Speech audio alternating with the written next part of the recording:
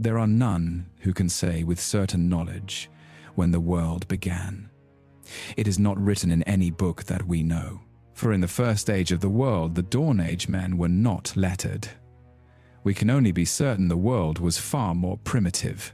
On the landmass that would become Westeros, there were no men. Instead, two peoples held dominion over the wild lands. The first were the giants.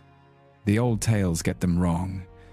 They were not just large men, but creatures covered in a thick fur, rangers of the Night's Watch.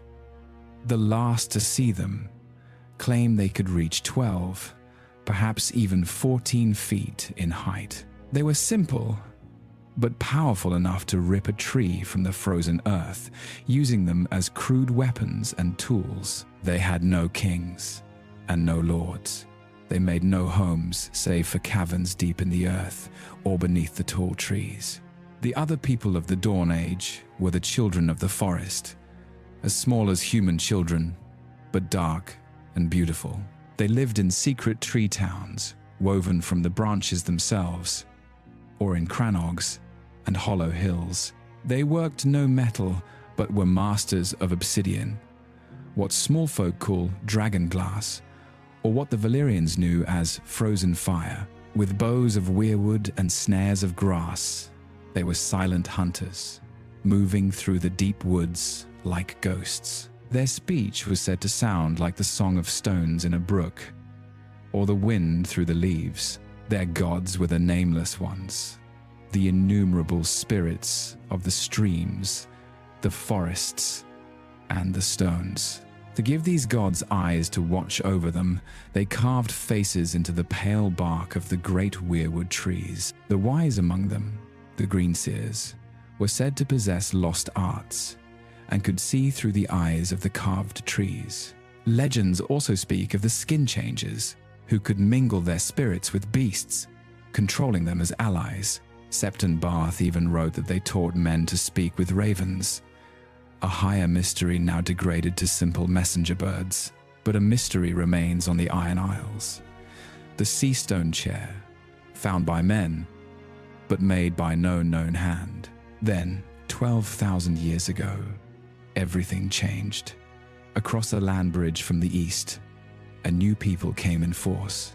They were larger, stronger, and brought with them strange gods, horses, and weapons of bronze. They were the first men. Unlike the children, they were farmers. They cleared the land, raised up forts, and chopped down the trees. When they took their bronze axes to the sacred weirwoods, they began a war that would last for hundreds of years. For this, the children attacked them. The forests were theirs, and they became shadows. Their wood dancers became warriors. Their greenseers called upon the beasts of the marsh, forest, and air to fight on their behalf. Cave lions, eagles, mammoths, and serpents all were said to have answered the call to defend the old ways. But the first men were too powerful, and the children were driven to a desperate, world-altering act. Legend says they gathered at Moat Cailin to work a dark magic, a ritual to call the Hammer of the Waters, an event that shattered the arm of dawn and flooded the neck into the great swamp it is today. But even this could not stop the tide of men. Inexorably, the children of the forest understood that they could not win. At last, tired of endless war, the wisest of both races prevailed and agreed to form a pact. The children gave up all the lands of Westeros, save for the deep forests where they could remain in peace. In return, the first men swore an oath to never again cut down the weirwoods, the gods of the children. And so, the war ended. The Dawn Age drew to a close, and the Age of Heroes followed. For thousands of years, a fragile peace held, The first men built their kingdoms, and the children faded into legend. This was the age of Brandon the Builder, Lan the Clever, and Garth Greenhand, names now lost to myth. But this heroic age was doomed, for a season of winter came that lasted a generation, a darkness known as the Long Night. Children were born, grew into adulthood, and in many cases died without ever seeing the spring or even the light of day. The old and the sick would say they were going hunting, walking out into the blizzard to leave more food for the young. Tales from the Rhoynar tell of a darkness that froze their great river. Annals in Ashai speak of a hero with a red sword. In Yeti, a legend states, the sun hid its face in shame, averted only by a woman with a monkey's tail. But the true terror in Westeros came from the frozen land of always winter. The others, also known as White Walkers, came, bringing the cold with them. Their goal was to extinguish all light, all warmth, and to bring an endless winter to the world. They did not ride horses of flesh and blood.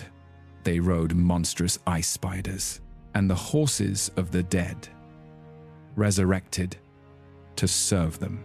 And the men they killed, they did not stay dead.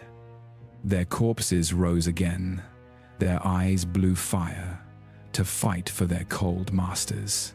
Archmaester Fomas claimed they were merely a tribe of first men, their legend exaggerated by the Starks for glory. But the legends tell of a last hero who sought out the children of the forest for aid in the great darkness. His companions died one by one, facing ravenous giants, cold servants, and the others themselves.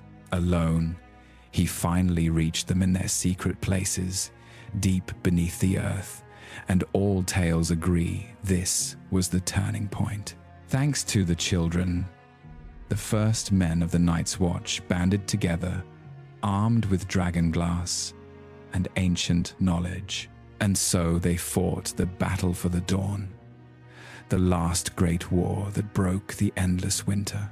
The hero of the tales, Azor Ahai, fought with a red sword named Lightbringer, a fire against the darkness. At last, the others were defeated and sent fleeing back into the frozen north from whence they came. To defend the realms of men, Brandon the Builder, with the help of giants and the magic of the children, raised the wall, a great barrier of ice and sorcery, 700 feet high, to ensure the long night would never come again. And the sworn brothers of the Night's Watch were created, an order to man the wall and stand guard for all time. Now, 8,000 years later, the wall is still manned, but the world has forgotten the true reason for its watch.